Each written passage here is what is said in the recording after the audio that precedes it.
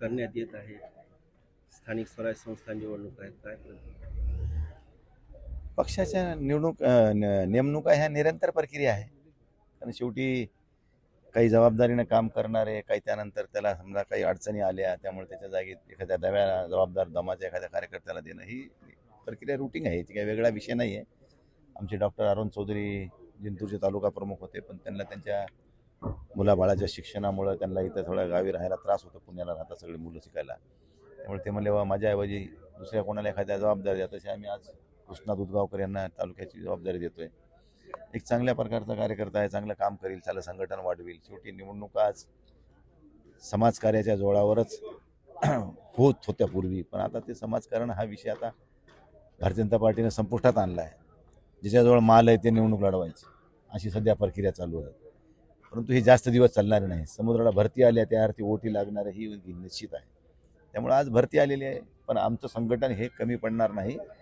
आम्ही कधीही निवडणुकीला समोर जायला तयार आहोत. फक्त या स्थानिक पातळीवरच्या निवडणुका छोट्या असतात, इथं मोठे धंडे उभे टाकले, गरीब सामान्य कार्यकर्ता करणाऱ्या काम करणाऱ्याची जरा सस्य होलपट होते आहे. कारण मतदार राजासुद्धा लक्ष्मी दर्शनापुढे थोडा जरा अस्तव्यस्त होतो. त्यामुळे जरा कार्यकर्त्याची जरा कुचंबना होते. परंतु सामान्य नागरिकांनी हा विचार केला पाहिजे. मतदान करताना समाजाच्या हितासाठी काम करणाऱ्या माणसाला निवडून देणं काळाची गरज आहे. पैशाच्या तालावर तुम्ही जर मतदान करताल तर उद्या तो पैसे घेणारा तुमच्याशी बांधिलकी ठेवून काम करणार नाही, ही वस्तुस्थिती आहे. ज्यानं पैसे देऊन मतदान घेतलंय ते उद्या पैसेच कमवायचं बघणार. एखाद्यानं एखादे दुकान टाकले, ते पैसे कमवायसाठी टाकले, गमवायसाठी नाही.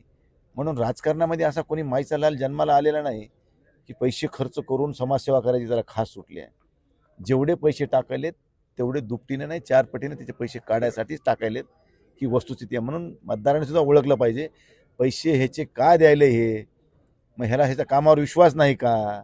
ज्यावेळेस ह्याच्या कामावर ह्याला विश्वास नाही त्या अर्थी तो पैसे देतोय. म्हणून ह्याचे पैसे घेऊ नका आणि मतदान करू नका. लयच वाटतं तुम्हाला पैसे घ्यायचे, पण मतदाराला विसरू नका. कारण शेवटी आपण बघितलं काल विधानसभेच्या निवडणुकीमध्ये या राज्याचे सन्माननीय मुख्यमंत्री देवेंद्र फडणवीस साहेबांनी सांगितलं की भारतीय जनता पार्टीचा मुख्यमंत्री होऊ द्या, आम्ही शेतकऱ्याचा 7-12 कोरा करू. झाला का कोरा? मग तसं तुम्ही मतदारांनी आता निवडणुकीमध्ये ह्या म्हणलं पाहिजे, हा आम्ही तुम्हालाच मतदान देणार, घ्या पैसे. शेवटी मतदान कोणाला करायचं तो आपला अधिकार आहे, द्या ठोकून यायची. असं निवडणुकीत बोलावंच लागते. आपण असं म्हणायचं, ते जसं म्हणले आज तसं आपण म्हणू उद्या. तुम्ही गंभीर आरोप केले की तब्बल शेकडो कोटी रुपयांची उलाढाल या नगरपालिका निवडणुकीत झाली, सत्ताधारीच्या सर्वच पक्षांनी केली. बघा, मी गंभीर आरोप नाही केले. मी एक जबाबदार लोकप्रतिनिधी आहे. एकदाचा नाही, 5 टर्मचा मी या ठिकाणी लोकप्रतिनिधी आहे आणि जबाबदारीनेच बोलतोय की एवढी उलाढाल झाली. किमान 200 कोटी रुपयाची या जिल्ह्यामध्ये उलाढाल झाली. हा, काय म्हणणं आहे तुमचं? त्याला काय प्रूफ द्यायचं असते का? मतदारांनी पैसे घेतले, हे दिले, लोकांना विचारून दिले का? दाखवून दिले कोणाला? पण ही वस्तुस्थिती आहे. कोणीही तुम्हाला सांगाल, जनरल माणसाला एखाद्याला बाईट घ्या की तुमच्या इथं तालुक्यात काय भाव चालला म्हणा मताला, आणि मग त्याचा लावा अनालिसिस करा. मग कुठं 2 पक्षांनी दिले, कुठं 3 पक्षांनी दिले. सत्ताधाऱ्याजवळ मालाशिवाय दुसरं काहीच नाही ना. कामाच्या माईचा बोंबाबोंब, काम काहीच नाही. सगळं प्रशासन चालवायले 4 वर्ष झाले सरकार. भर अब्दुल्ला गुडथैलीमध्ये हाणला माल त्यांनी सगळा. कोणाची सफाई नाही, कुठला रस्ता नाही, पाण्याची सोय नाही, काहीच नाही ना. सरकारला बी काही देणं घेणं नाही. डीपीडीसीचे एकतर्फी पैसे वाटले त्यांनी. 400 कोटी कालची डीपीडीसी झाली आमची परभणीची. 3.25 कोटी रुपये दिलेत खासदाराला. 3.25 कोटी रुपये 400 कोटीत. अरे, लोकशाहीची एवढी बी क्रूर चेष्टा करू नका. सत्ता काय तुमच्या पायलीला पुजलेली नाहीये. आज जरी तुम्हाला सत्तेचा गर्व आला असला ना, तिचं हरण व्हायला वेळ लागणार नाही. आणि उद्या निवडणुकीचा निकाल लागू द्या. नगरपालिकेच्या या पालकमंत्र्याला ग्रहण लागलंय, तुम्हाला माहिती आहे का? जिल्ह्यामध्ये एक बी भारतीय जनता पार्टीची नगरपालिका निवडून येणार, तुम्हाला सांगतो आज. एकीकडे पैसे वाटण्यात देखील महायुती पुढे आहे, दुसरीकडे मतदार याद्यामध्ये घोळ करण्यात देखील भाजप पुढे आहे. परभणीच्या महापालिकेच्या मतदार यादीत प्रचंड घोळ झालाय, प्रचंड आक्षेप आलेले आहेत. महानगरपालिकेमध्ये अक्षरशः आक्षेपांचा पूर आहे. अरे, हे परभणीतच नाही आहे, अख्ख्या महाराष्ट्रात आहे, अख्ख्या देशात आहे. कारण भारतीय जनता पार्टी स्वतःच्या ताकदीवर आणि स्वतःच्या कर्तृत्वावर कधीच निवडणूक जिंकू शकत नाही. ती फक्त बेईमानी करूनच निवडणूक जिंकणार.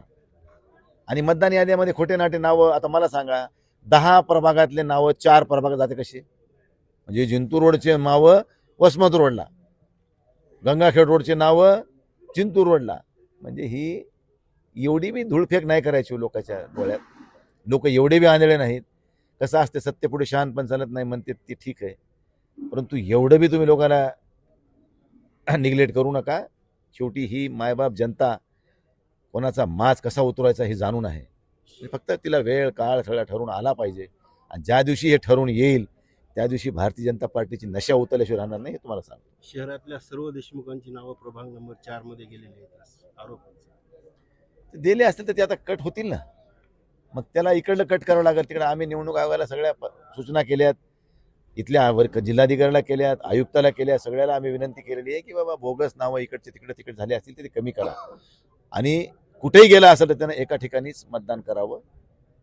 त्याच्याकडून बॉन्ड लिहून घ्या की तुझ्या कोणत्या वार्डात तू मतदान करणार आहेस, आणि ते मतदानाच्या आदल्या दिवशी त्या पोलिंग एजंटजवळ ती यादी दिली पाहिजे.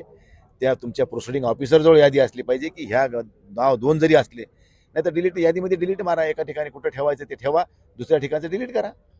रहिवाशीपणाचा स्थानिक म्हणजे सक्षम पुरावा नसतानाही ही नावं बदलण्याचं अरे सक्षम पुरावा राहिला बाजूला, एकाच व्यक्तीचे 2 आधार कार्ड आणि दोन्ही आधार कार्डवर फोटो एकच पण पत्ते वेगळे.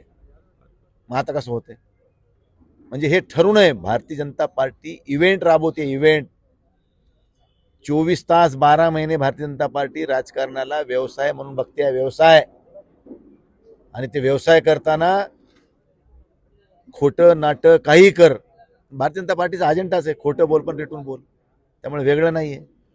त्यामुळे भारतीय जनता पार्टी हे आघोरी वर्तीचा पक्ष झाला. आता देशाची सत्ता तुम्हाला मिळवायची होती, राज्याची मिळवायची होती, आता स्थानिक स्वराज्य संस्थांच्या म्हणजे तुम्हाला नेमकं काय काय तरी पाहिजे. लोकांनी देऊ द्या ना तुम्हाला, अंतकरणातून लोकांच्या तुम्हाला जे लोक देतील ते तुम्ही स्वीकार केला पाहिजे. पण ह्याचे बेमानी करून, चिटिंग करून, लोकांची दिशाभूल करून, पैशाचे आमिषे दाखवून, मतदार याद्यामध्ये घोळ करून तुम्ही निवडणुका जिंकून तुम्हाला शेवटी साध्य काय करायचं? अरे रावणाची लंका राहिली नाही, रावणाची नीतिमत्तेमुळं. तर तुम्ही तर की झाड की पत्ती आहे, तुम्हाला तर पासंगाला पुरायचे नाहीत. तुम्ही कशाला एवढं माजल्यावानी करता? एवढी बी घाण टाकू नका आपली नीतिमत्ता.